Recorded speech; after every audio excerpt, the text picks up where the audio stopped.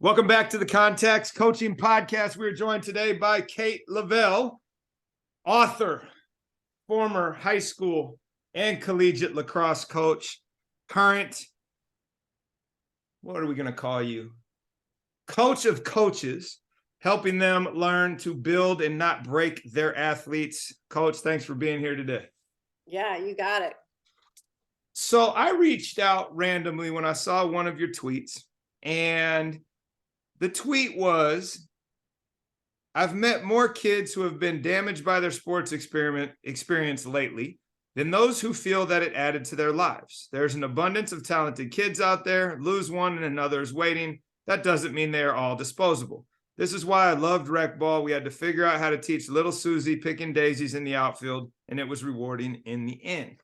And I reached out and I said, hey, I love this. Would love to have you on the pod. But can you talk a little bit about what prompted that tweet of the day and how that informs the journey that you are now on since you have left coaching on a day-to-day basis and moved into this more mentorship and leadership development role? Yeah, when I first started writing about coaching, my kids were younger, and I was experiencing the frustration of the rec teams becoming extinct, which they since pretty much have. At that point, they were just starting to get lesser and less, and the elite teams taking over. And I don't remember exactly what spurred that. I guarantee you there was something that spurred that tweet that day.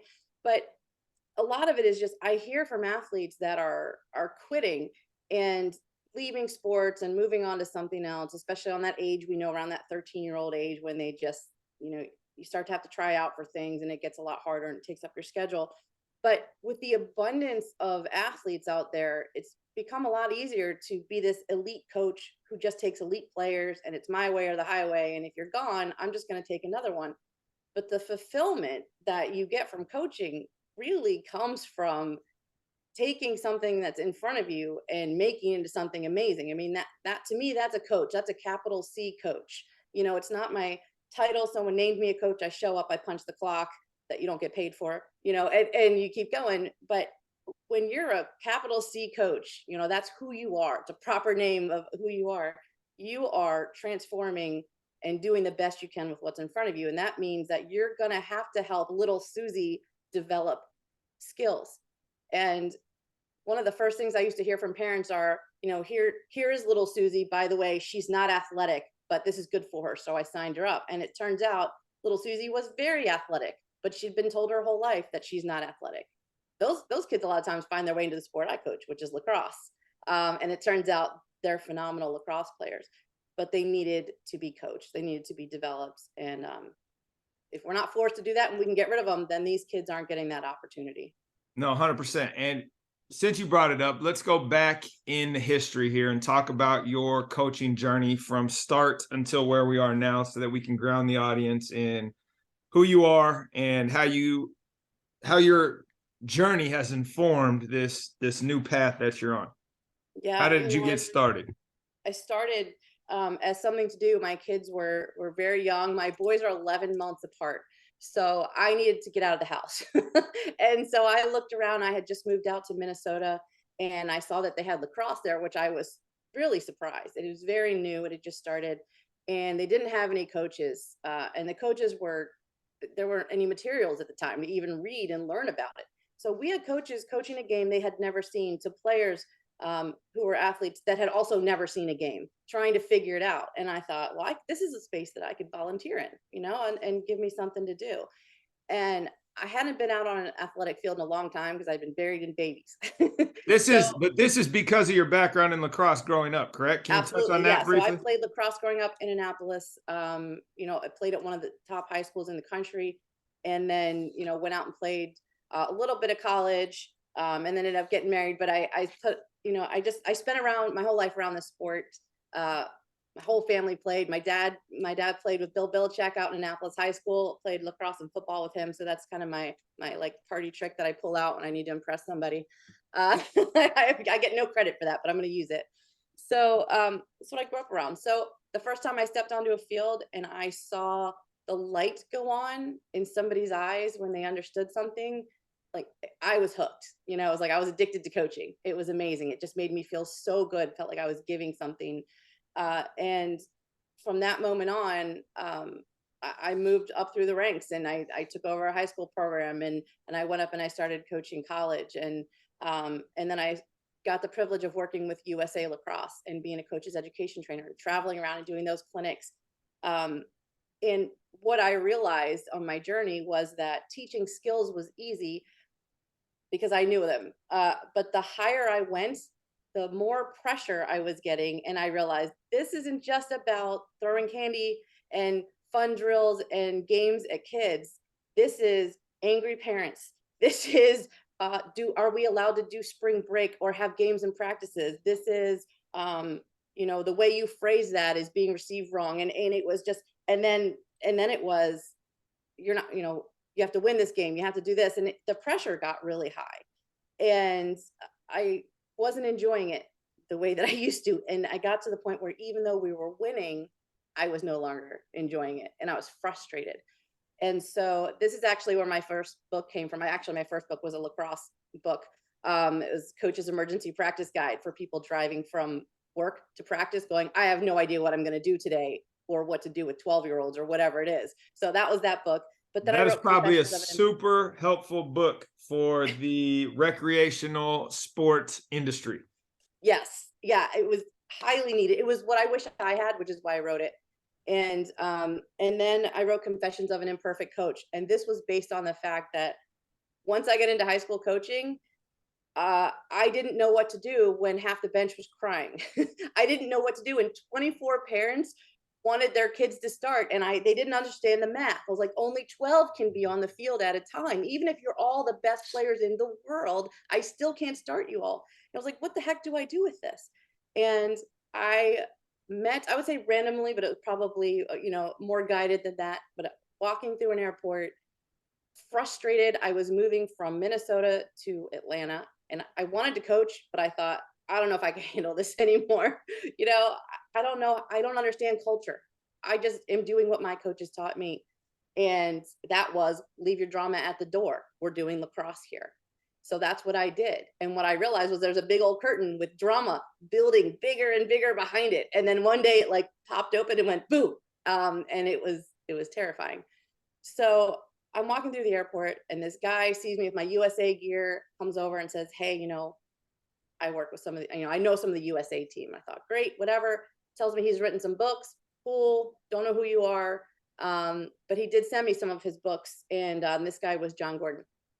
And so he sent me the Energy Bus, and I read it. And, if you read the Energy Bus, what you're going to realize is this is not a complicated book. This is an easy read. It's a story. It's a fable.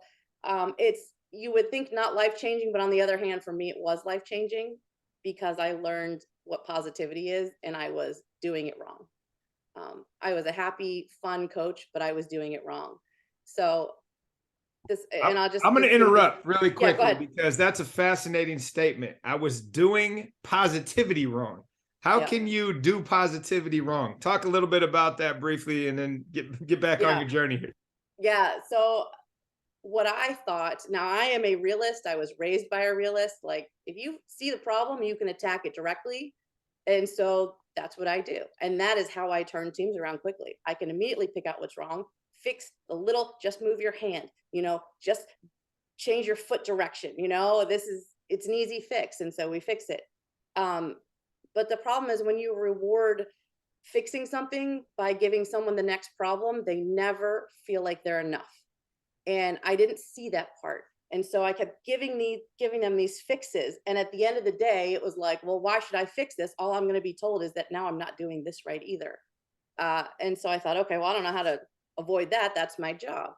And the other side of positivity that I saw was you tell everyone they're doing a great job. And I've seen them out there. Usually they're kindergarten teachers, like, come on, guys, you're doing really great. Today's awesome. And I'm like, that's not me. And if you're not doing great, I can't even close my eyes and make a lie that big. Like, I'm going to tell you, this is not the effort we need. Like, we're not cutting it today. So how do I do that and be positive at the same time? Well, what I learned was that positivity isn't about the now. It's about where you're going. And so it's actually advantageous to admit we aren't where we need to be right now. And in fact, if you live by never being content because you're always growing, you shouldn't be completely happy with where you are. You can enjoy it, but there's always an element that can be improved, and that's okay. In fact, it's important. It's important to getting better. However, you have to believe that where you're going is possible, is worth it, is amazing, and you have to believe it so much that even if you can't see what it is, you're willing to climb the wall and get there and find out, because you know with all certainty that it's on the other side. The best is yet to come. And when you have that as a leader, and your athletes are a reflection of whatever you bring out there. Mm-hmm. So if I have that mindset as a leader, then I've got a bunch of excited people that are going, oh, we have to practice on the softball field today. Who cares? Like, we have an amazing game. Like, we're going to be able to practice slipping and getting back up again. That's amazing. Mm-hmm. Well, remember how people fall down? Great. Yep. It's the way that you attack problems with a positive belief. Yep. And so as soon as I learned that shift, I was like, oh, I can do that. Yeah. Yeah. Well, and that's the growth mindset, and that's the, create your own energy to the point of the energy bus, right? And Mm-hmm. how do you show up and let your actions determine your emotions rather than the opposite of that, right? So share with me how, actually, I want to know your take here on, do I want to go here right now or is this later? Yeah, we'll do it now. The youth sports industrial complex, as I call it, has, to your point, eliminated what used to be local recreational teams where most of us played growing up, and now everybody's on a travel team, and it's all, I got to chase a scholarship, even though 3% of the world plays high school athletics, or excuse me, college athletics. But in that, and you mentioned, everybody wants to start, everybody's frustrated about the wrong things, I'll say it, and dealing with angry parents and what the culture of sports has become, which I don't think is a positive. And that's why I prefer education-based athletics, where it is about the name on the front. It is about how to be part of something bigger than yourself. What can we as coaches, what can we as leaders in this space do to counter the message of the youth sports industrial complex when it's setting our kids up for huge disappointment and frustration rather than allowing sports to be enriching? And I ask that simply because I'm often at a loss of how to combat the narrative that is out there. And I'm often doing repairs on the psyche of families and kids who have been sold snake oil for a lot of their life.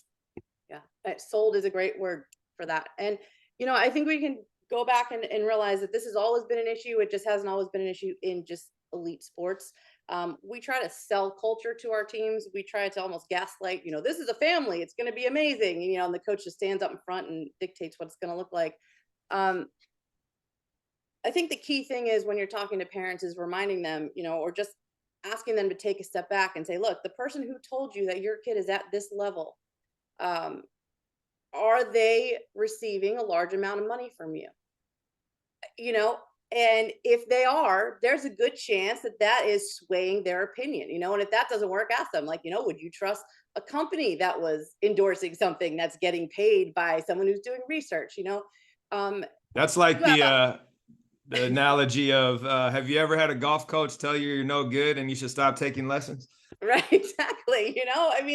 Wait a minute, that might be what happened to me in my golf lesson, but but the thing is that it's really about who are you becoming, and what's, I wrote something called Meet in the Middle. It was just an article that I wrote years ago, and the idea was, look, let's take the parents and the coaches and the athletes like on a triangle, and they're each on a corner, and each of them write what they would consider, what would make this a success at the end of their season, at the end of their experience with this, whether it's middle school or high school.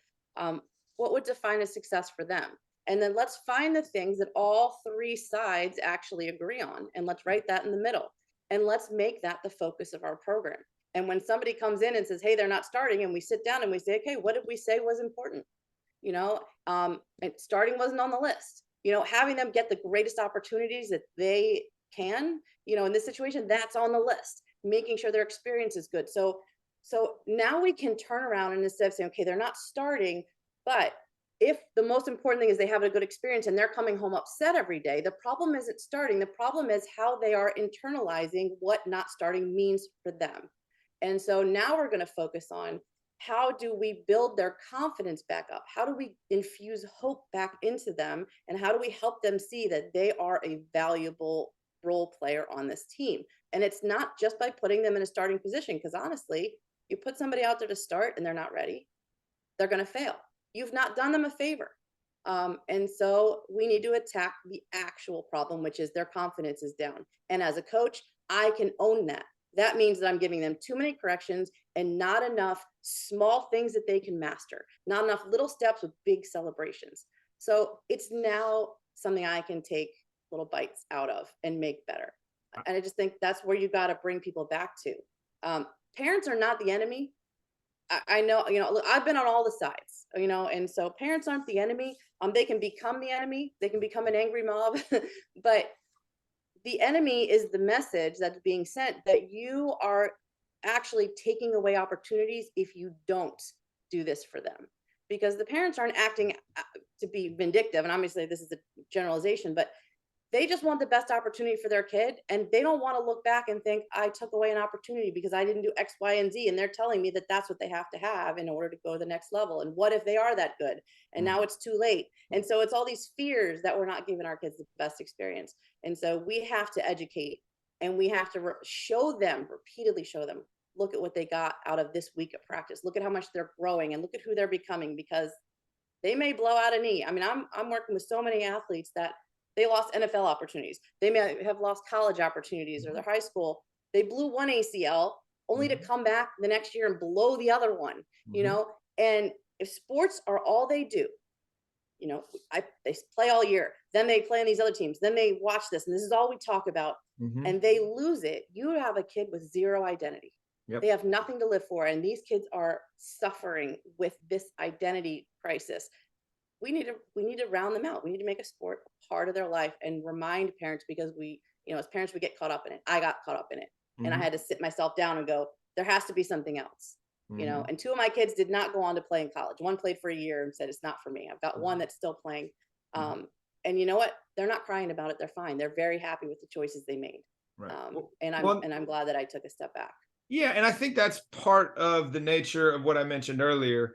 And what we try to promote is like sports are about leadership, followership, and how to be part of something bigger than yourself. And if you put that at the focus of this thing and you build from there in the ways in which you're discussing, these things tend to have a way of working themselves out, right? The kids that are meant or that have the aspirations to be athletes at the next level figure out a way to do that. And the ones that are playing because they love the game or playing because they have to, or for whatever reason, they're going to be served by these experiences later in life, as long as the energy and focus is on the right foundational skills, which may or may not relate to the sport itself, but it may be in the intangibles. So can you talk a little bit about how you program with teams, right? So if you were to come in as a consultant, it's like, okay, here are the things that your department needs to focus on top down throughout all of your teams. What's the blueprint that solves 80% of the issues of the groups you work with? Obviously, I know you have to personalize it, but for people that are listening and trying to grab some low-hanging fruit, what are your recommendations? Yeah, you got it. Everyone has a different pain point, but I would say there's definitely a theme that runs through it. So one of the themes here, here's the pushback is, okay, you want me to develop kids. This is the reason why I think a lot of coaches just get away from this. I want to develop kids, but I am no longer allowed to hold anyone accountable and teach them a life lesson, because if I do, I've got a parent sitting, in front of me telling me their kid didn't do anything. And so I am now, my hands are tied. Once the kids realize that you can't hold them accountable, you've lost them, right? And so what's the point of even putting these rules out? Because I can't enforce it the same with this person as I do with this person. And that's not coaching. That's not why people sign up for coaching, and it's miserable, and you don't get paid enough to keep people around, and then we get coach turnover, and then we have a new system coming in every year. I mean, it's just a snowball effect. So how do we get underneath of that? One is we have to learn how to hold our teams accountable. We have to teach the kids how to hold each other accountable in a way that doesn't end up with a lot of drama and stuff going on. So one, we have to create an environment where these kids are ready to receive accountability, receive instruction, just like a classroom, just like you would as any teacher. And so the first thing is you have to build a relationship with your athletes. If they don't know that you have their best interests at heart and not your name or the scoreboard or whatever it is, they need to know that you care about them, that you're interested in who they are as a person. And then there's this point where you trust them and you want their feedback because they're giving it to you so that you'll be better, not because they have some agenda going on, right? And so build relationships. That's number one. Number two is the way that you deliver a message matters. And if you don't believe me, try it a different way and see if something changes. But we used to say, is it true? Yes. Okay. Do they need to hear it? Absolutely. And then you unleash, right? And it's like, look, it's true and they need to hear it. So I have every right to unleash whatever this is. But the truth is there's one more question you have to ask. And this is my theme with build not break. Will my delivery of this message build their motivation, their belief in themselves, our relationship, where this team is going, our goals? Will it build that up or will it break those down? And we have to be responsible for the way that we give information the same way that they're responsible for the way that they listen and they receive it. So we both have to take accountability on that end. And we can't hold the other person accountable to it and not do our part. So when I give somebody feedback, it is going to be a belief statement. So that belief might be that right now you are falling short of what your potential is. Right now you are falling short of adhering to what we've agreed upon is important and necessary for this commitment that you have made. And if we leave it at that, they might leave and think, Coach doesn't see what I'm going through. Coach doesn't understand all of the things in my life that are happening right now and how hard I'm trying, but they didn't see it because their head's always turned when I'm doing something good. And so you feel that posture drop and they feel defeated. Mhm. And then we lose kids. But on the other side, if we continue on after that acknowledgement of where we are and you say, there's a reason that I brought you on this team. I know what you're capable of. I have seen how fast you are. I have seen that when you're at 100%, our entire team is better. And because of that, I need to see that 100%. And so I want to know, what can I do to support you to get you to that 100%? And what can you offer? What can you commit to doing starting tomorrow that will help bring you back to that spot? And when can we meet again and see how it's going? And now it's this belief statement of, oh my gosh, my coach believes in me. I don't want to let them down. Mhm. And you want to get this relationship where your athletes are willing to run through a brick wall for you, but they also know that you would never, ever ask them to. And it's just a really powerful relationship, but that's what it all comes down to. Mhm. The other part of it is I always have an open door policy for parents. And this can get a little, iffy with some coaches don't like this, but here's why. Those parents are going to talk either way. And they're either gathering together their mob and sharpening their pitchforks up in those stands, or there's one or two that aren't going to take advantage of that open door and they're going to be sharpening their pitchforks, and the other parents become your soldiers. They're Mhm. out there going, oh no, I talked to coach. This is actually what they're doing. It starts to interrupt the pattern. Um, Mhm. if somebody wants to talk to me about playing time, listen, our kids should be advocating for themselves. But to get them to a certain grade and say, now it's just you advocate for yourself. We don't know if they were taught how to advocate for themselves. Mhm. We don't know if they were taught what that looks like. They may have never talked to authority before. They may have a very bad reaction from their own parents or teachers that they're basing how they do that with. Mhm. They may be misreading. This could be their first organized sport. We're making an awful big assumption that they're ready to just one day advocate for themselves. We Mhm. also have kids that are on the spectrum. Mhm. They don't know how to advocate for themselves. They don't communicate well. In fact, when you talk to them and they bring that message home to their parents, it's like telephone. It's very different. And so, my approach is, if you are struggling, because I had one of my kids that could not advocate for himself, but Mhm. he worked his butt off all the time. And he'd ask, why am I not playing? And he wanted to do it himself. And he would come home and be so upset and go, they didn't really give me an answer. They just kept saying, you're doing great. And he's like, I want to fix something. What do I do? And that coach had told us at the beginning of the season, I don't talk to parents. And so as a parent, I'm going, I'm so frustrated because my kid's upset. I want to help him with a life lesson, yet I don't know what the lesson is because they won't communicate. So call me. We'll set up a meeting. It has to be at the right time. And you don't get to talk to me about somebody else's kid. That's their issue. However, if you want to know why they're not playing, let's sit down and talk about it. Because I guarantee you there's a reason. And I like to win. So it's not because I just like somebody and I'm willing to lose to play my favorite player, because that doesn't make a whole lot of sense. But it's really about, listen, this is what they need to get that playing time. This is what I'm looking for. This is what they're trying to, outplay. And this is the problem. This is why they get pulled sometimes. Here are some specific drills that they can do. Here's some, ideas of where they can go watch how this is done properly. And if you want to go in the backyard with them, great. If you just want to encourage them, awesome. I'd love to have you on our team of bringing, your son or daughter up to where they need to be. Let's meet again in 2 weeks after they've been working on this on their own.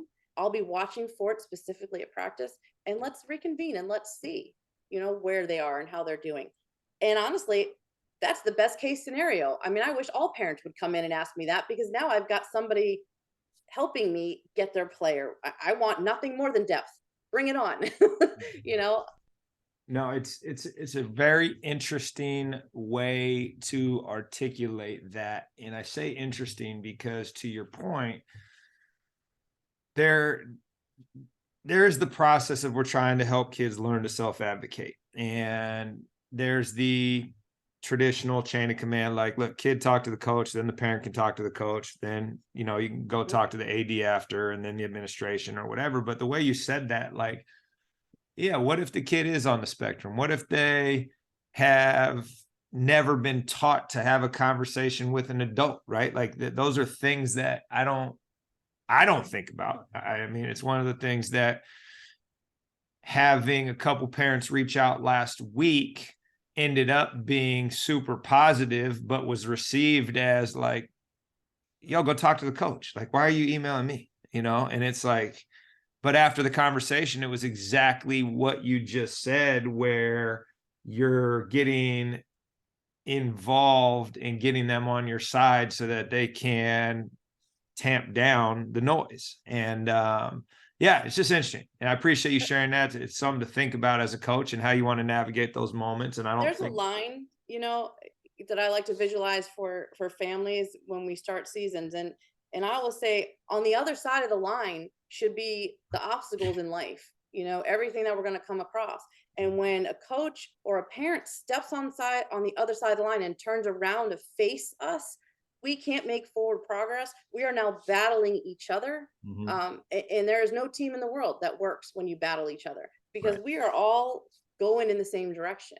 So if you imagine the team is, in a parade, right? The team's in the middle. You got your captains, they're kind of up front, but they're also mixed in with the team. You've got on the sideline, the coaches that are cheering them on and kind of pointing in some directions. And the parents are kind of intermingled a little bit in the back, and they're cheering for them and they're encouraging them and they're helping the kids that are falling behind to keep up with the group, and we're a wolf pack.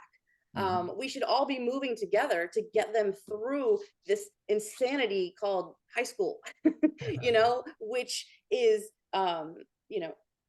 we say like kids are soft and kids are different these days and whatever. And we can point blame however we want to do it. But I guarantee you, there is no one who went through the same teenage life that these kids are going through right now. You can't compare apples and oranges.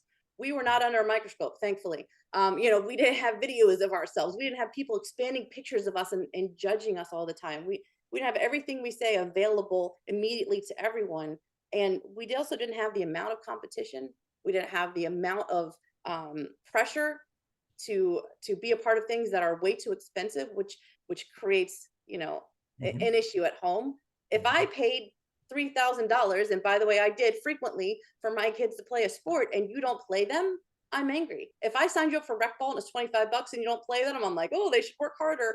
It's totally different when someone's taking out a loan on their mortgage to pay them because they're being told they can't go to college if they don't get a scholarship, which, by the way, might be true, because college is now ridiculously expensive. we cannot compare. We have different lives than Yeah. they did. But what we need to do is we need to coach the person. We need to coach the individual. We need to get to know the individual, and we need to give them these tools. And we need to acknowledge the fact that it's tough what they're going through. We didn't have ACL tears and plantar fasciitis at 15. You know, we No. weren't playing the amount of games that they're playing. Going for a weekend and playing 6 games, and then your parents call that your vacation. I mean, there's so many. Yeah. You know, obviously you could open a whole box here, but We were also cross training and seasonal athletes, which is another soapbox box I'm on. So can you give a couple minute response on your thoughts on that of sports specialization and the impact that it's had, positive or negative, from your approach in this space?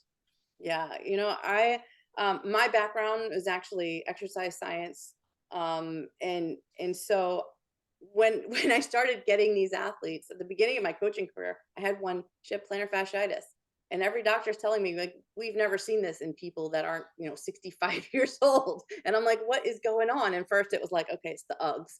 Um, they're walking around in these Uggs, which they would also leave Oh at my practice. God, that's It's like, well, awesome. the parents know it's $200 shoes.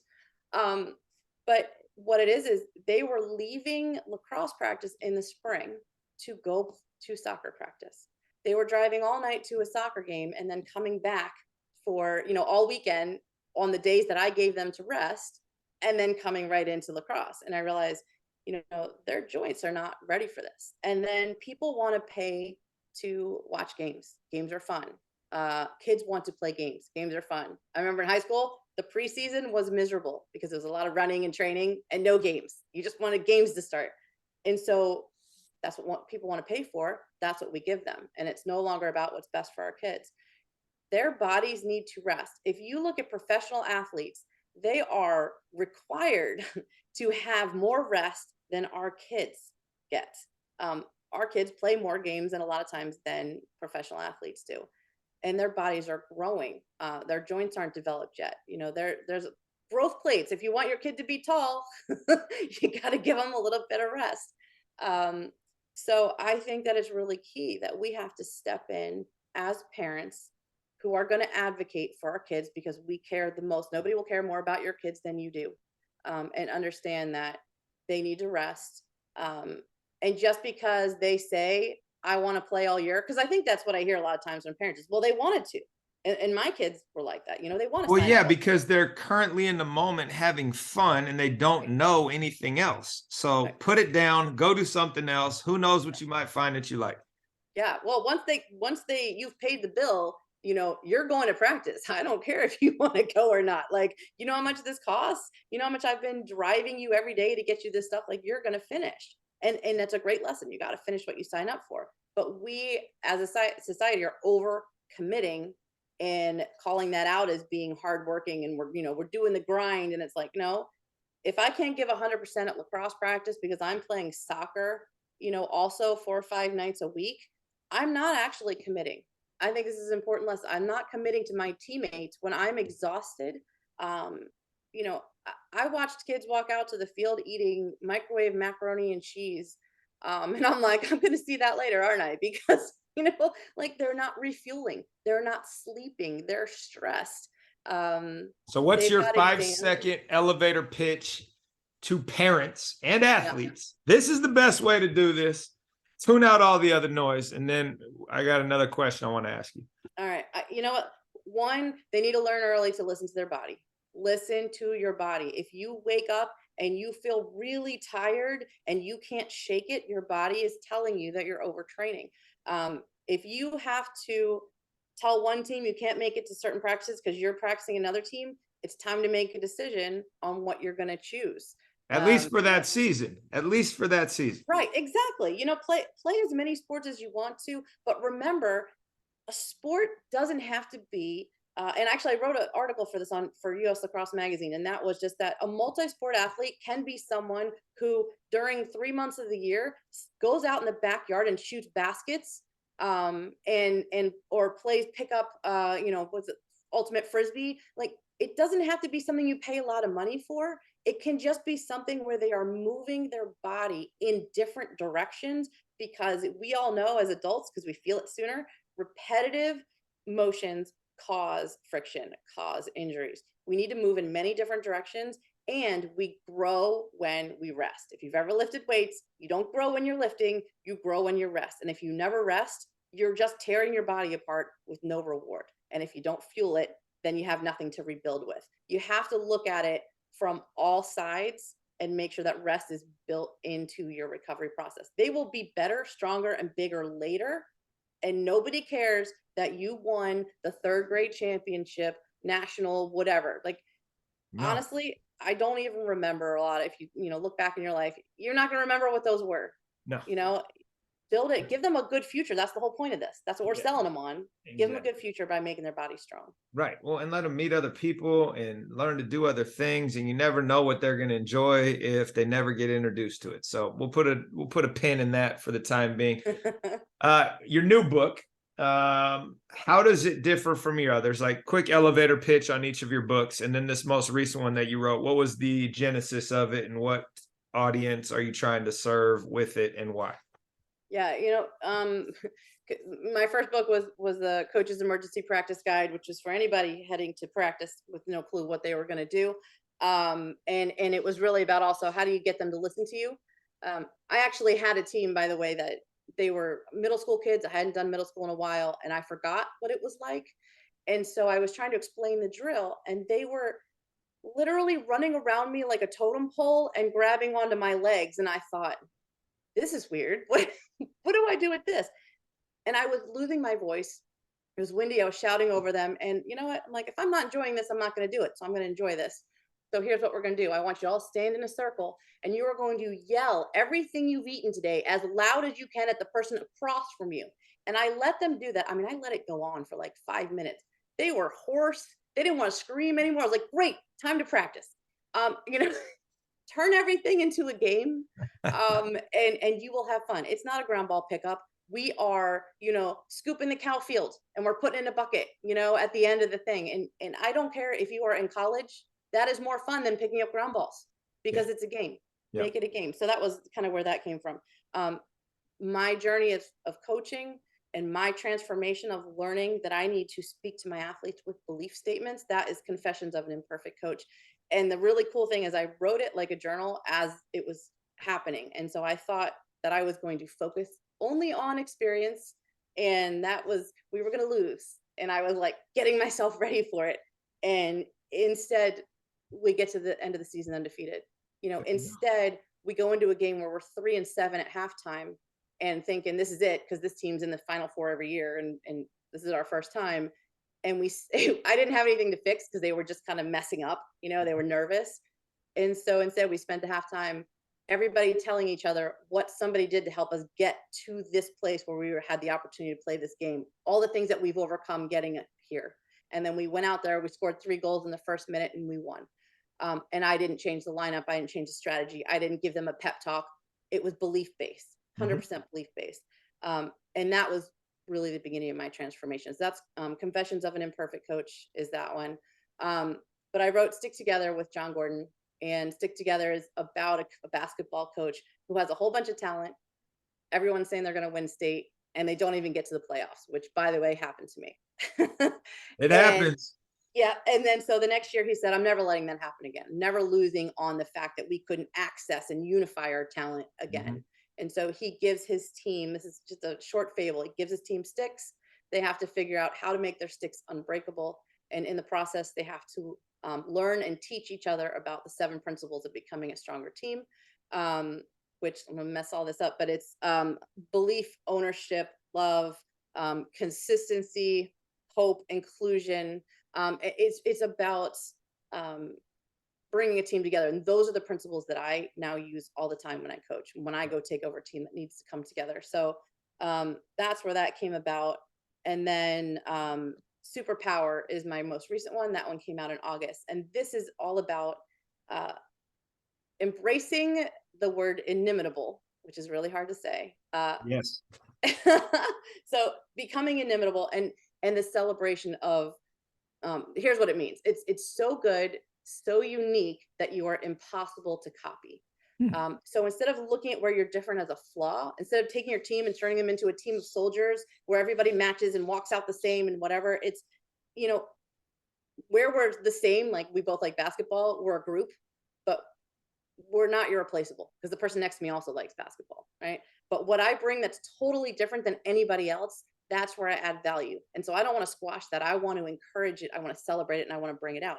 And if your experience in life is different than my experience, we're gonna talk about it, not just, oh, I have a different opinion from you. Because after COVID, teams were like, this tweet went out, whatever. Coaches are calling me going, my teams won't even talk to each other because of tweets that went out that someone liked or whatever, things that were Mhm. being said.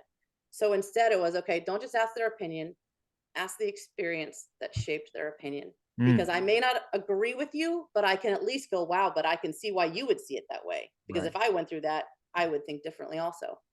Teaching our teams to share their unique experiences and then celebrating that person who's different. So this is a fable about a kid named Trent, um, who's got some big ears. He's getting bullied. He's getting made fun of. So he goes to a new school and he hides the ears under a hat, thinking that if he blends in, nobody will make fun of him. But he's got a really unique teacher that teaches them how incredibly special they are when they're unique. And he ends up dubbing himself Mr. Inimitable. Anyway, it's a really cool story about just becoming authentic and finding your greatness inside of that. So, and that's another one that's, it's great for kids, coaches, kind of any age. Love that. The quote, and I don't even know if this was intentional. You just said this off the cuff, but don't just ask their opinion. Ask about their experience that formed the opinion. I don't think we do that enough. I Yeah. think people get put in boxes, and we never, not never. That's a strong word. We don't often enough try to dig beneath the surface because we're so put off by the, let's call it, the opinion, and especially in the world that is super polarized today, it's not getting any easier. But let's wrap with this. You put a tweet out the other day, back in February. You had this cool little graphic you made: love the win, pursue the win, celebrate the win, but never love it, pursue it, or celebrate it more than the people you are teaching how to do it. Talk a little bit about that as we wrap up, and how you would help people, help coaches, help parents, help athletes, keep that at the center of the equation, even when there's noise from the outside as to what the scoreboard might say. Yeah, it's so easy to get lost in our ego. Nobody even likes that word because it's so uncomfortable. Um, and we celebrate as a society. We celebrate. We do it as high school teams. Even though we're trying to be fair because we don't want to be that trophy. Everyone gets a trophy culture, right? So which I don't agree with either. Um, but we celebrate so hard the stats, the accolades, the I got to announce my school. I mean, how many people pick a school because they want to tell people they went there and then transfer? Like, huge percentage. There's a lot. We get caught up in that. It's very easy. If we can refocus, and I've talked to a lot of coaches that tell me in the moment, I get so caught up in it, but later I apologize. And it's like, okay, that happens, but that can't be your coaching style. That can't be your coaching philosophy. I just let it go. And then later I say, I'm sorry. Um, we have to remember that, you know, what people think that we think is important is when they watch us celebrate it. And so if you tell people, I really care more about your effort and your attendance and the way you support people, but you only give awards out and talk about the best scorer, the person who has the most points, they do not hear any of the other things that you said were important. They only see what you're celebrating. And Mm-hmm. so if we can remember to celebrate the people, the effort, the little, things they don't think you're seeing on that sideline when they patted somebody on the back that came off and said, "Man, you're doing an amazing job," even though they're playing your position and you're not in that game, or they brought them a water. When you celebrate that kind of stuff, they start to do that, and it starts to grow. When we celebrate the scoreboard, we are dehumanizing the people that made it happen. It's their team. I had to remind myself all the time because my name is on there and people are judging me and I feel the eyes on me and I realize I'm going to have many different teams. This is their only high school team they're ever going to have. This is about their experience. Some of my teams are going to win and some of them are going to lose, and it's going to flux all over the place. But for them, this is all they got. They need to get something amazing out of it. And I want to celebrate, who they are. And that gives me an opportunity to say we had a rough game or we had a rough practice. but man, you guys did something incredible out there today, and you did things I've never seen before. And to build them, that as a coach, nobody hires you as a coach to destroy their confidence and make them think they were never good enough in the first place. Nobody's hiring a coach for that. Mhm. They're hiring a coach to help them access places they couldn't access on their own. And we Mhm. have to remember that that is our job, is to push them forward into greatness. If they're quitting and they're not coming back, we're coaching a scoreboard. We're celebrating a scoreboard. We're not celebrating the people. So it's just that reminder. Same with teammates. When they celebrate their stats, they celebrate their awards. They need to also celebrate the people that were along the journey with them, that lifted them up, that were a part of it, and all the roles that they had. Yep. Yep. That's a mic drop moment. We will end there. Thank you for sharing that. Where can people follow you, find you, buy your books, etc.? Coach, before we get off, I want to make sure we can steer them towards those resources. Yeah, you got it. My website is just my name, Kate Leavell, Leavell.com. My books are sold any stores. You can get those. If you want to get bulk, go to porchlightbooks.com. They got great bulk pricing over there. Twitter is, I think, it's at Kate Leavell. You can come to my Instagram where you'll see inspiration and my dog a lot. And me bragging on my kid, but that's at Coach Leavell over at Instagram. And those are really my main spots. Love it. Well, thank you for taking the time today. Glad we were finally able to get this done. Awesome.